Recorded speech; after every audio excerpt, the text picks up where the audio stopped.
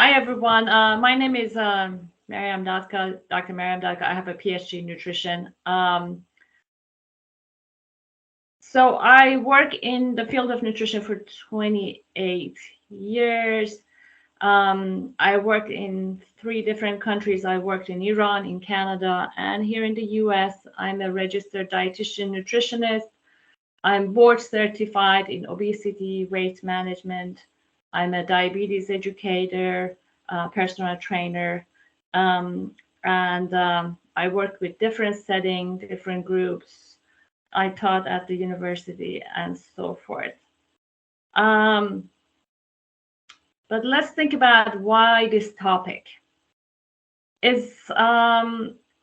If you pay attention, on March 20th of this year, IPCC, Intergovernmental Panel on Climate Change, came up with 10 survival guide to basically help mitigate the climate change. And they had a main warning about climate-driven food and water insecurity that we are heading to. So out of those 10 key solutions, the last 3 has something to do with the food system. And the last one is eat more plants and less meat, that I'm going to focus most of my talk today on. So having that in mind, that is the focus. I'm going to go briefly on food and climate change. Chronic disease and diet is going to be another concept that I will cover after food and climate change. And last but not least, I'm going to address the main topic, which is the healthy plate and healthy planet. So climate change, global warming is here. We know it's happening. Last year was one of the warmest years on the record. Let's hope that we are not hitting that back again. But anyway, we know that it's our Earth is warming and unprecedented measurements, and we need to do something about it sooner rather than later. The biggest driver is greenhouse gases. There are 4 major ones, which is F gases, which we try to control over the past. That's where the ozone hole started to happen. So they try to put a cap on it, and to some extent it's controlled to this day. But still, no matter what, it's still one of the bigger contributing factors to the greenhouse gases. Basically, what is happening, the 10 survival guide that they came up with on March 20th was like a warning, and one of their main warning was that we are heading to climate-driven food and water insecurity. And the last 3 items on that survival guide was something to do with food system. And the last one, the 10th one, was eat more plants and less meat, and is the concept that I'm going to focus on today.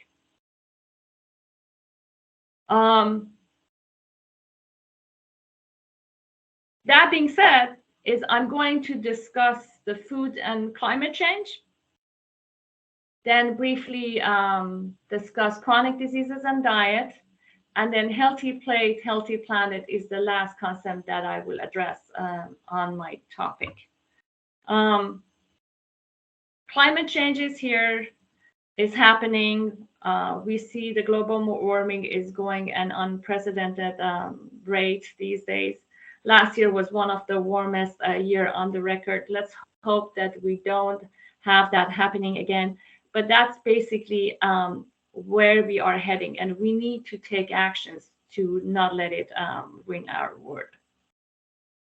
The biggest driver are greenhouse gases. The F gases is the one that was the reason behind the ozone layer hole.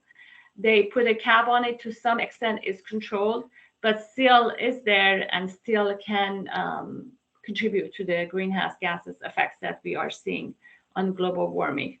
Nitrous oxide is the second one that we see. And methane, even though it's much less than carbon dioxide, is more potent when it comes to the greenhouse gases. And we know the methane has 25 times more effects on the global warming than the carbon dioxide. And then they break down the carbon dioxide into the land use and the fossil fuel use. No matter what, since 1990 and even since the Industrial Revolution, we see a big jump in greenhouse gases, and it gets worse and worse every year, every decade. So why they contribute to greenhouse gases? You probably have heard it many, many times. When the sunlight gets to the earth, it starts to radiate back. The presence of these greenhouse gases keeps some of these heat back, but then the more greenhouse gases that we have, they're going to basically radiate back and forth on the earth. And then those are the biggest contributing factor to the global warming that we know of. But let's look at where they are coming from. Obviously, our lifestyle is a big part of it, and then from carbon dioxide, we know the transport, the electricity, our manufacturing is running the show when it comes to the CO2 production. But when it comes to methane, which we said is more potent greenhouse gases, agriculture is one big part of it. So the land use and waste. And those are the ones that we are going to some extent touch base and talk about in our discussion today. One point that I want you to pay attention, because I will get back to it, is the transportation. Almost 14% of our greenhouse gases or carbon dioxide is coming from transportation. And even though the agriculture looks much less, we'll see that no, it can make a difference if you look at the agriculture contribution to the greenhouse gases. And this is the latest that we have for how much we are producing. So let's jump into the food production system. It is estimated that the food production system contributes anywhere between 20 to 35% of greenhouse gas emission. And then if you look at the everything that we have, yes, the supply chain is part of it, but the livestock or animal food is at the minimum half of these 20 to 30%, or half of the food system. And half of it, let's say, is something about 14%. That's very similar to the transportation system, so which is 14.3. So basically, if we can do something about our livestock, animal food consumption, that is very much similar to doing something about the transportation that we're talking about, how the fossil fuels and all those things. So, and then we'll talk more about it later. Other things that I need to also mention is when it comes to the animal foods, it's not just the greenhouse gas emission that they do.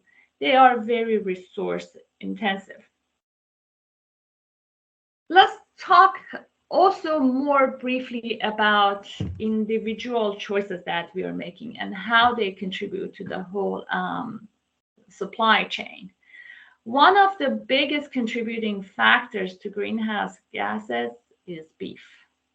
Nothing is compared to the beef when it comes to land use, to the farming, to animal food processing, transport, retail, and packaging. The biggest part of it is the farming and the land use change.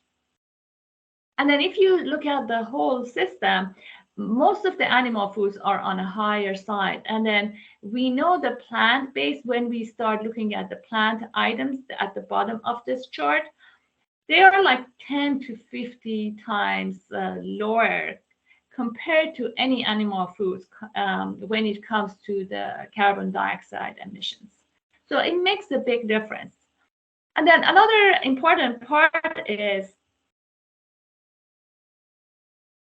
transport, distance, retail, packaging, specific farm methods, organic, farmers market, eating local, things like that. They are nothing compared to changes in food type. So if you go mostly plant-based, that is the biggest contributing factor to the greenhouse gases compared to doing all these other efforts. Not that they don't matter, they do matter, but food changes is more important than changing the practices that you are trying to follow.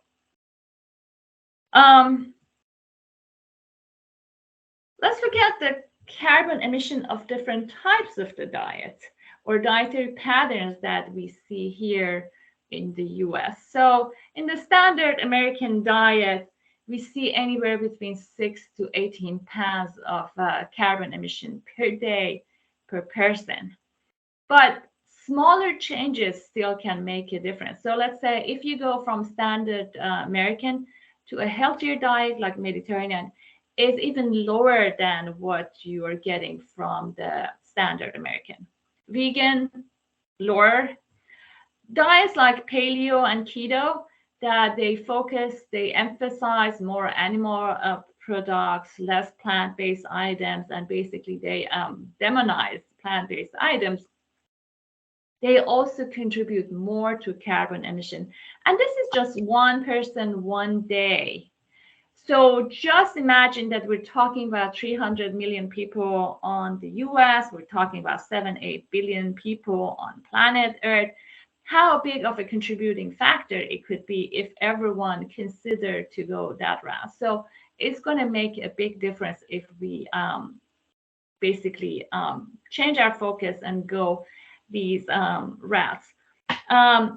Another concept, and that's that healthy plate, healthy planet concept that we are going to talk, is also climatarian.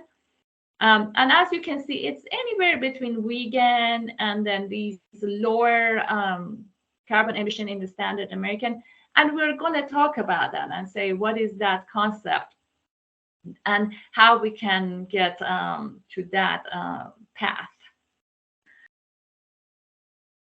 So the last one was about carbon emission, but greenhouse gases altogether, again, going that route and then considering our climate as far as eating also can make a difference. That one was from a research, this one from IPCC report. And as you can see, we can not only change carbon emission if we change our diet, we can also change any of the greenhouse gases if we basically start eating better and then cut our consumption of animal products altogether. And even though when we talk about greenhouse gases, we are talking about China and India being in the lead, one thing that we need to remember is that we are a consumer of many of their products. Just hit a retail store and look at how many items are from China and India. So we need to consider that, yes, they might produce more, but do they consume it all themselves? And then when it comes to per capita greenhouse production here in the US, we are in the lead. So that means that we as a nation, we as a person in this country, we need to make a change into how we contribute to this greenhouse gas emission and make changes. When it comes to the food system by itself, they look at the lifestyle carbon footprint. And even though US is not in this research, in this chart, let's say Canada is one of the countries that is closest to us, and still you can see their food carbon print is one of the biggest on the planet Earth. And if you compare it to what is required to get into carbon emission in the different items, specifically for food and everything else, we're way, way, way behind the goals that is set for 2030, 2050. So we have to do some race to get to what are the targets for lifestyle carbon footprints should be. And food is one of the components that we have to deal with. Of course, housing and transport and electricity and so forth. But as you can see, we're way, way behind those numbers. Let's look closer to our food and agriculture and see how they take a toll of our resources.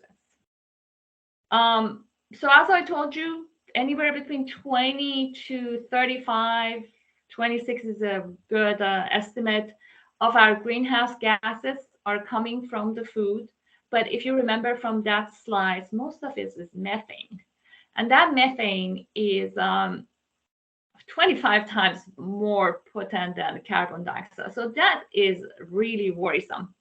One other thing that we also need to remember is, yes, cooking is a good behavior, but many of us like to cook with natural gas, and that is mainly methane. So just something to remember.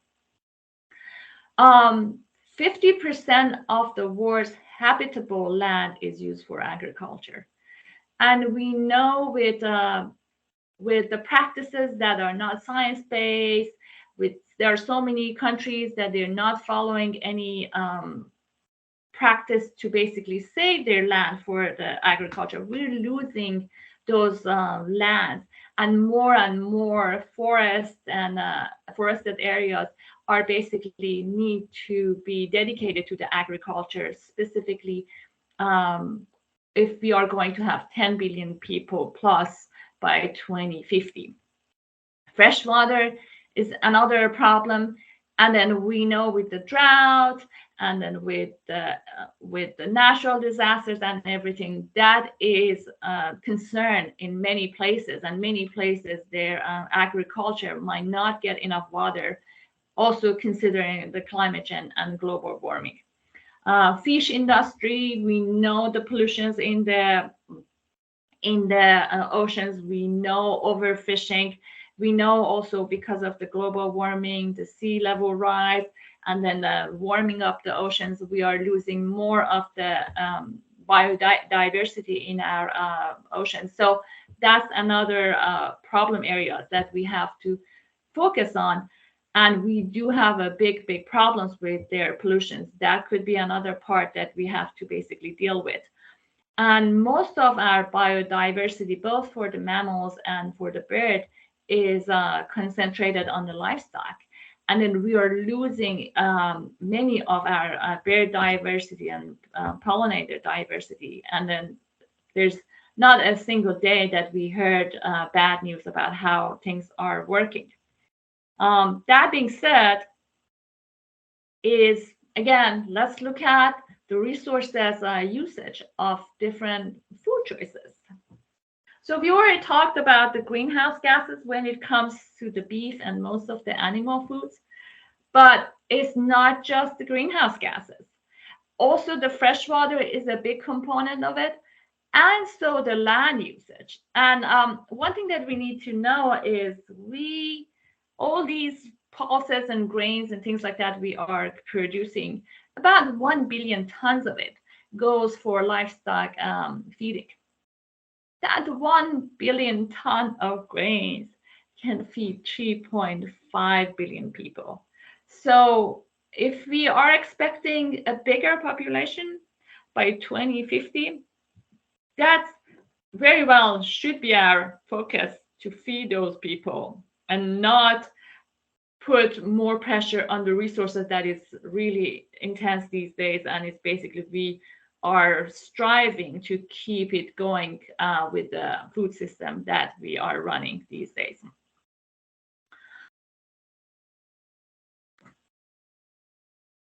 Let's look at where we are with the meat consumption in the world, again in the US. We are, with the Portugal, one of the #1 meat consumers on planet Earth. It's estimated to be about almost 150 kilograms, 327 pounds per capita per year that we are consuming meat. Portugal is slightly better. A lot of their consumption is coming from fish and seafood, both for climate change reasons and for the health reasons. That's a better consumption than what we have here. But 327 is almost about 1 pound a day meat consumption in the US. It's just crazy to me. And then when I talk about healthier diet, you see that how much higher than what actually the recommendations are compared to what we are consuming. So it's a big deal, and that still shows that we have a lot of work to do and we have to do better. Just one thing to remember, the recommendation for protein a day is somewhere around like 70 grams a day, which you can easy get to it if you have about 6 ounces of protein a day.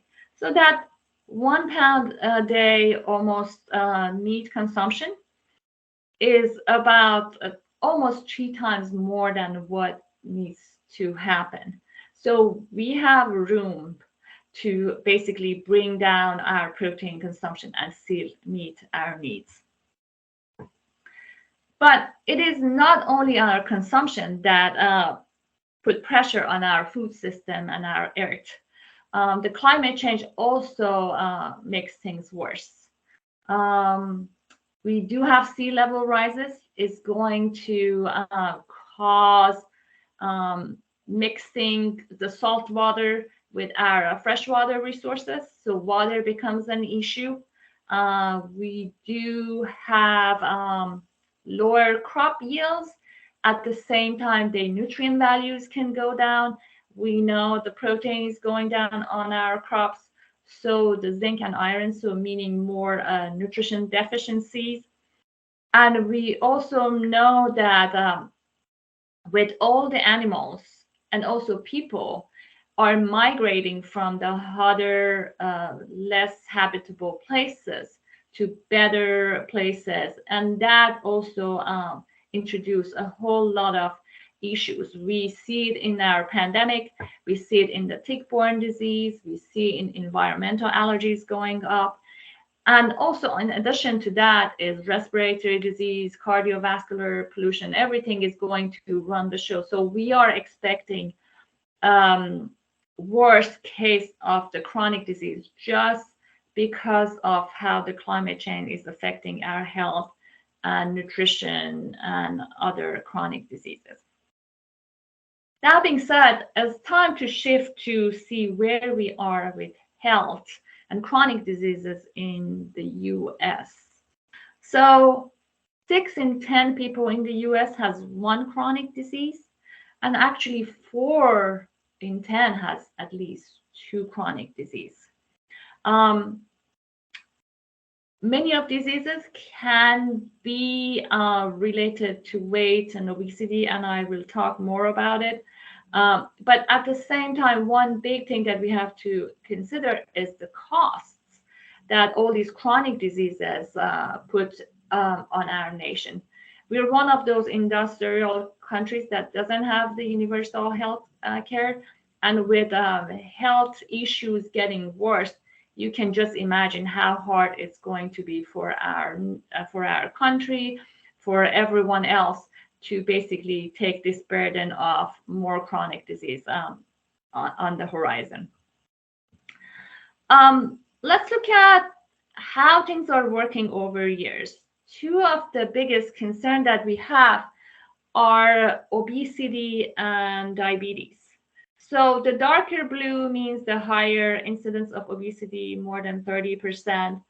The more pink or the redder that you see is the diabetes, more than 10.5% in the nations. And then when we look at these numbers in 2004, we do see some darker spot, but not as much. The darker purple is when we have the highest obesity and the highest diabetes, but maybe just 1-2 spots in the whole country might get to that darker purple spots. But then if we look at over years, we see more and more of those darker spots happening, which is pretty scary.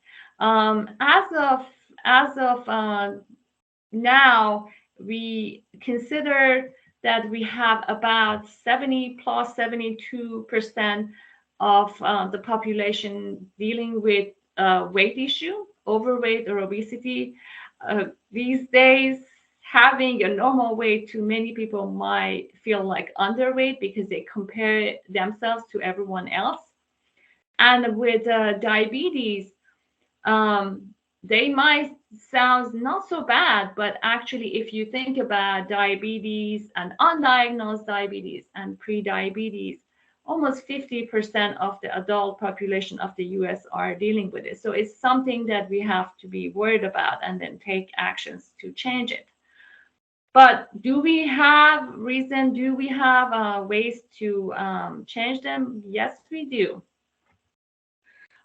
Two of the most evidence research diets that we have, or diets, I would say dietary patterns, not so much of diets, because in both of these diets, we don't eliminate things. So it's not the concept of diet that everyone says, oh, you have to restrict and you have to basically kill yourself. No, we limit foods, but we consider everything can fit into these two dietary patterns. One is a Mediterranean diet. They both are very plant-based, so the highest bulk of your diet are coming from plant-based items, being fruits and vegetables, whole grains, beans and legumes, nuts and seeds, and healthy fat, being olive oils and olives, avocado, nuts and seeds. They might have fish and seafood twice a week. Dairy products and poultry, it can happen anywhere between weekly or daily, and then meats and sweets is less than once a week. With the DASH eating plan, fruits and vegetables is very high. It could be anywhere between 6-7 cups a day to 12 cups a day. Then the whole grains, they have less meat.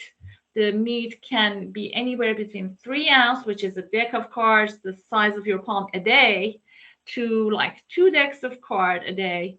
And they also include beans and nuts and vegetable oil, but less than Mediterranean. They limit many of these items on the right, which are fatty meats. They say don't choose those ones. Full fat dairy products, again, they recommend against it. And then the sweets and sweetened beverages and salt, sodium intake also needs to be limited in the DASH eating plan. For both of these ones, they do have free resources, free recipes online. So NIH DASH has a whole website at NIH that are dedicated to the resources that you can find, and they are free, they are usable, they are accessible to everyone that is interested, and then you can even download the recipes that they have.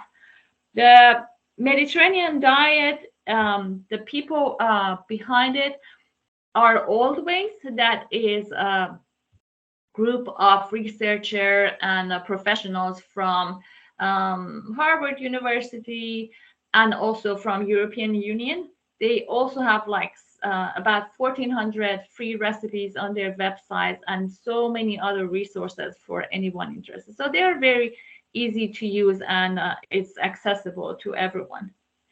Another concept that earlier I was talking about is climatarian, and it's slightly different than these two, but use many of the same concept from these diets to put it together. So let's see what is the climatarian or Eat Lancet concept is. You know the saying, you are what you eat, but the way we currently eat is in fact ruining our health, the health of others, and that of the planet. Unhealthy food is now deadlier than alcohol, drug, and tobacco use combined. 2.1 billion people are overweight, yet we eat more sugar, fat, and red meat than ever. Still, 821 million go to bed hungry every night. On top of that, our food is the main cause behind species extinction and a third of all global greenhouse gas emissions. So, can we feed a growing population without destroying the planet and ourselves? Science had no clear answer to this question. That's why EAT gathered 37 of the world's best scientists to determine what a healthy and sustainable diet is and how to get there. The result is the EAT Lancet Commission, a scientific blueprint for a healthy and sustainable future. If we change the way we produce, consume, transport, and waste food, we can feed everyone a healthy diet while improving the health of our planet. What does this look like? Meat can stay on our plate, but plants need to be the new main course. We should eat a huge variety of fruits and vegetables and a low amount of meat, dairy, and seafood. We should choose unsaturated fats and stay away from refined grains, highly processed foods, and added sugars. And we have no food to waste. It will take huge changes, but following this plan will lower our risk of cancer, strokes, and diabetes. It could help avoid 11 million adult deaths per year. In fact, consuming and producing food more efficiently and mindfully will help to keep our planet flourishing. We have an answer now. We know the right course for a better future. It's on us to actually take that step. Our food can be the key to solving the biggest challenges we face. Food really can fix it.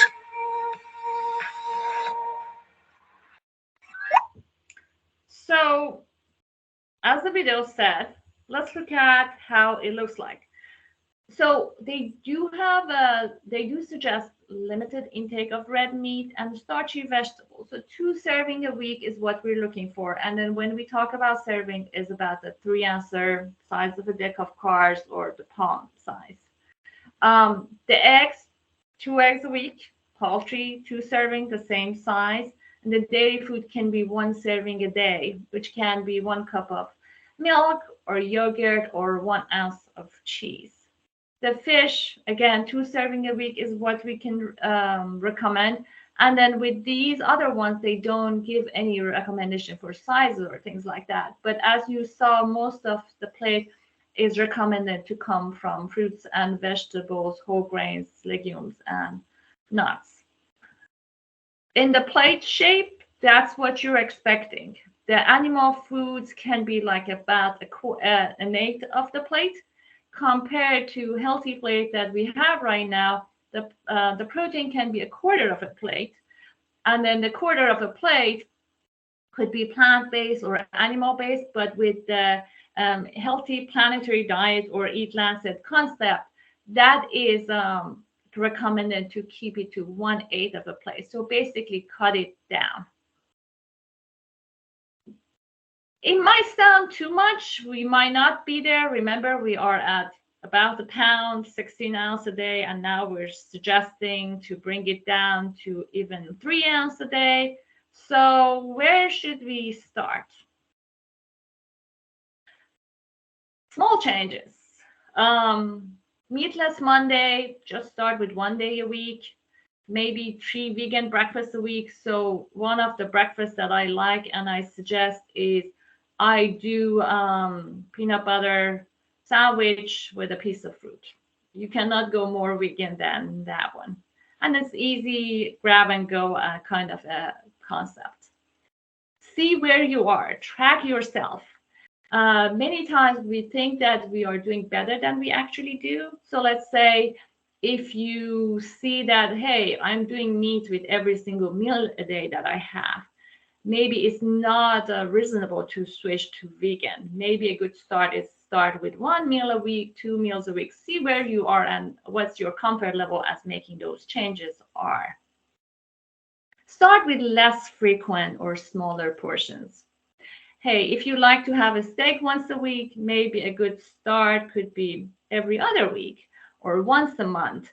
maybe look at it as a treat rather than as an everyday, every week concept. It's easier to bring other people in your family, work, community on board with those changes.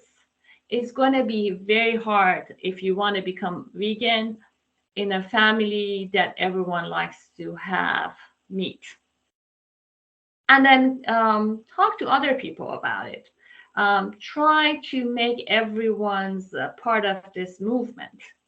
We've done it with ozone hole, and it is possible with the climate change if we can try to make changes in our food system.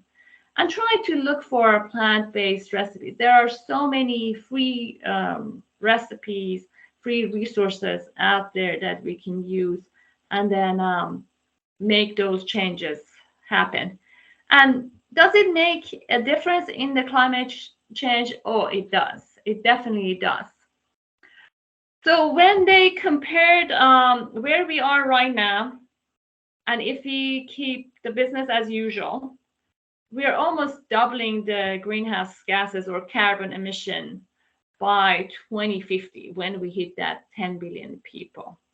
But if we follow a planetary healthy diet, healthy plate, healthy planet concept, what we saw is we can bring down the carbon emission to that extent that could be considered that we are taking off 1 billion cars out of the system, and that makes a big difference. EPA has this nice chart about food recovery hierarchy, and then as you can see, even the first concept of it is resource reduction. So cut down your consumption. It doesn't need to go all vegan part if you're not ready for it. It sounds extreme, but start somewhere. Start cutting down from where you are right now, and that can make a big difference. Especially remember, beef is one of the main resource intense food items that we have. Start with doing less frequent or smaller portions. And at this time, I'm ready to take questions.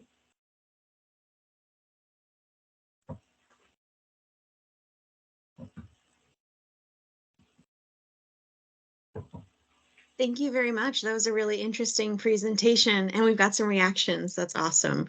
If anyone has any questions, you can feel free to put those in the chat or to raise your hand. And I think I have a nice one to get started with, if that's all right. Of course.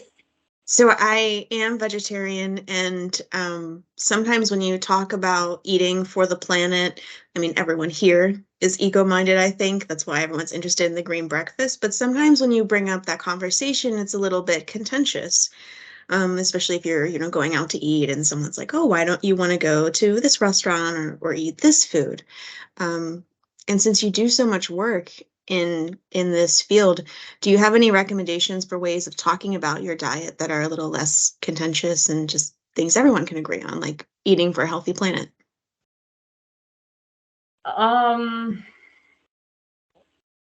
So one suggestion that I have is to find a common interest or something that they are interested in to discussing, and that could be a place to start. So let's say a good topic, and everyone has, so remember the numbers when it comes to the health conditions is pretty high in the US. So sometimes if they have health concerns, that could be a starting point. So let's say, and then vegetarian has different forms. You can be pescatarian, or you can have a vegetarian that still has dairy products or eggs in your diet. But a good start could be, hey, do you know the red meat is one of the bigger contributing factors to health? So maybe you can start by cutting down the portion size and things like that. So you have to find some common interest, and sometimes health could be that common interest. And that's my suggestion, how to bring the concept and where to start. Sarah asks, what is one switch that we can make at home that will have a big impact? I would say the biggest impact is to cut down red meat first and foremost.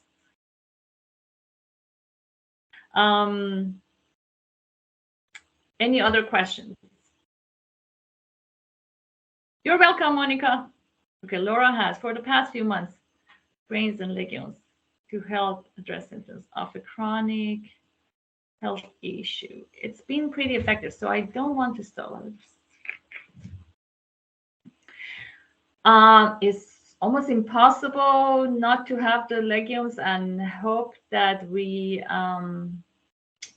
meet the plant-based. The only option that would be left if you take the legumes out is tofu, tempeh, but still they are legume-based. So I don't know how you can get away going plant-based without grains and legumes. And other than fruits and vegetables, whole grains and legumes is one of the top one. One thing that I have to tell about the legumes, they're one of those magic foods to have. At the same time, everyone feels discomfort with it. Legumes has one of the lowest carbon emission when it's produced. And actually with the water resources, it needs the less water compared to any other vegetables. So in that sense, it's one of the best one. And we know that beans and legumes also contribute to being a nitrogen fixer for the land, so it can help even with the quality of the ground without a fertilizer. At the same time, it's one of those magic foods that when you think about that plate, it can be both your carbohydrate and your protein. And it's the only protein on the planet Earth that can help with the weight loss. Every other protein can cause weight gain.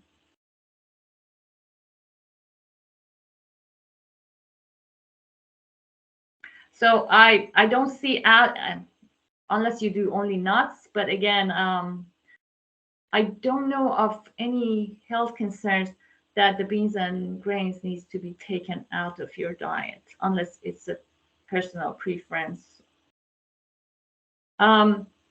One other thing that I need to tell about the beans and legumes, everyone complains about the bloating and gas and everything. Yes, that happens. And part of it happens is because there's a sugar in their skin, and we as human beings cannot digest it. But some of the probiotics can help with that.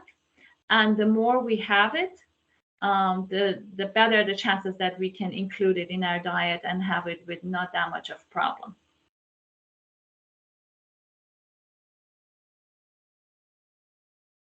Marilyn, yeah, that's a great idea.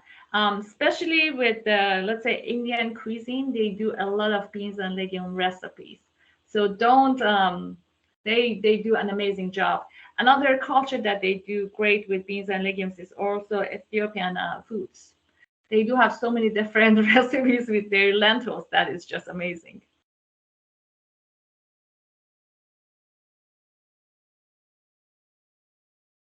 And Laura, you said something about food sensitivities. The main one that we have is the gluten sensitivity and lactose intolerance. There are these tests out there that many times they are not so credible and the insurance won't pay for it. And then when you take them, there are millions of sensitivities and allergies comes out and they're not so reliable. So taking out grains and beans out of the food, it's not the smartest way of doing this.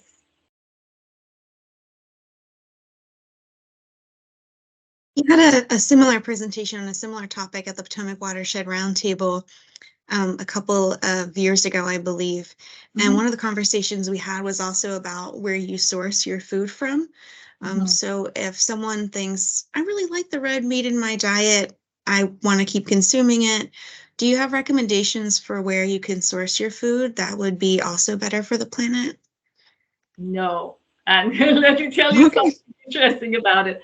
So everyone think that grass-fed or let's say pasteurized and things like that are better, and they're not. One big problem that we have with the ruminant animals is they ferment the foods, and as a result of that fermentation, they release methane. And then remember, the methane is 25 times more potent than carbon dioxide when it comes to greenhouse gases. Now, these pasteurized or grass-fed ones, one problem with them is not regulated. So I, as a producer, can say, hey, the meat that I have is grass-fed and pasteurized, and it might not be. So that's one big problem that we have with that part. But then if they are grass-fed, or what it means that they're gonna take longer to grow, so they take longer to get to the market. And because of that, they're going to produce more methane. So is it a better choice? Well, as far as the animal rights, yes. As far as the climate change, no. So the smaller producers, so remember when I was talking about the food type, the food choice is more important than where you're getting what practices, what farms, what distance, and things like that. So the food choice is the first and foremost before anything else. So Sarah says something about culture or pickle foods. Actually, the fermented foods is good for health, but not all the healthy foods, Sarah. One thing, let's say the kombucha used to have a very low sugar, but now the kombucha has a lot of sugar. So it depends on what you're choosing, but most of the fermented foods, like kimchi, like things like that, could be part of a healthy diet. But then if we are watching the sodium, we need to consider how much of those we are talking about. So the venison, so here's another thing about the venison. I like that part because we're taking the deer out of the system. But remember, deer is another ruminant animal, so takes longer. They hurt the system and all those things. So in that sense, and the methane production is not a good source if you consider that. But as far as taking out of the system with the ecological havoc they take on us, yes, in that sense, could be a good choice. So James asks, are plant-based meat substitutes such as Beyond? The Beyond Burger and Impossible Burger and meat and things like that. One issue that I have with them, they add coconut or palm products to it, and they make it unhealthier for everyone and causes the cholesterol to go up. There are better products in the market than those ones, but check the label, make sure that they don't have any coconut and palm added as an ingredient. I guess Woody has his hands up. Yes, I do. Maryam, thank you so much. It's a very good presentation. And I'm really fascinated by your current slide, which shows these two question marks and the contrast between the different food types. From my belief, that is that Americans have a culture of eating meat, protein, high protein diet, etc. So that's going to be a cultural shift. And so we need a lot more of this kinds of presentation so the awareness can grow. But my point is not that, because that's an individual decision we have to make.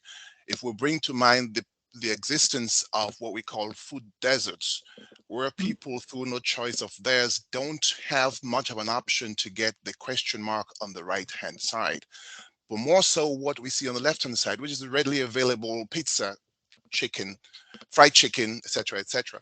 I think we, in addition to presentations like these, we also need to put programs in place that would make those entities on the right hand side more readily available.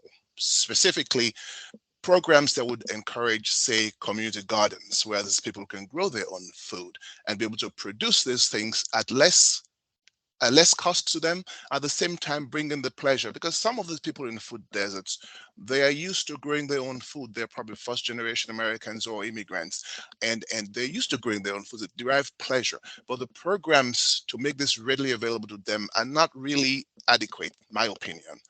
And so in addition to presentations like these, maybe we should start also looking at enhancing programs that will make things available to the less fortunate ones.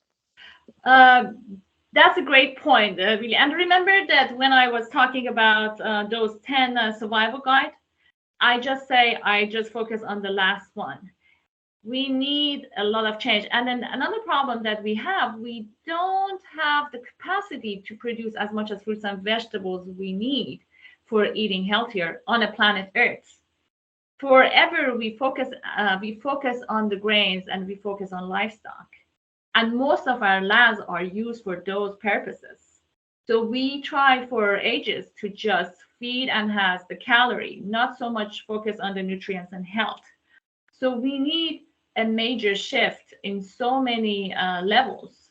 And the community garden can be a good start, but we need way more than that to get to that point. And that's a great point.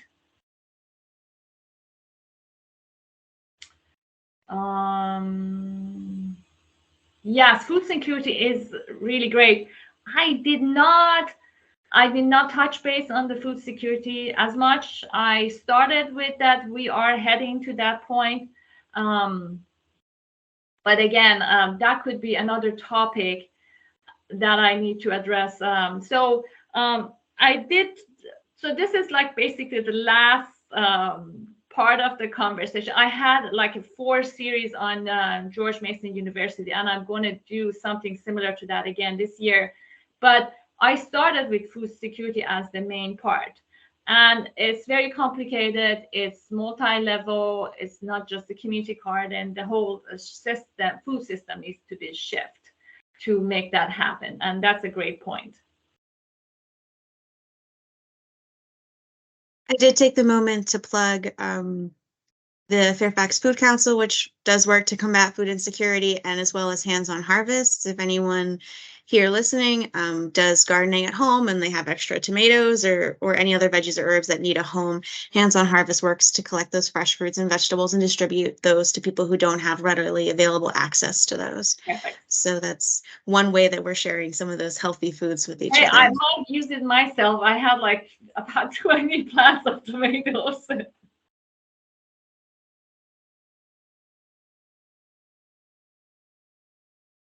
Excellent. Thank you so much. I think we're winding down with some of our questions. If anybody's got some last minute questions, please feel free to ask those. And it looks like in the chat, we've got some other conversation going about other resources. There's mentioned the Arcadia Center for Sustainable Food and Agriculture. So there are a lot of different ways that you can learn more about sustainable foods. And I'm so glad that we had this conversation today where we can learn more from Dr. Maryam about this healthy plate, healthy planet concept and get some ideas for how we can get started on our own journeys. So if you don't have any further questions, thank you so much for joining us. And thank you very much, Dr. Maryam, for your presentation. It was so lovely.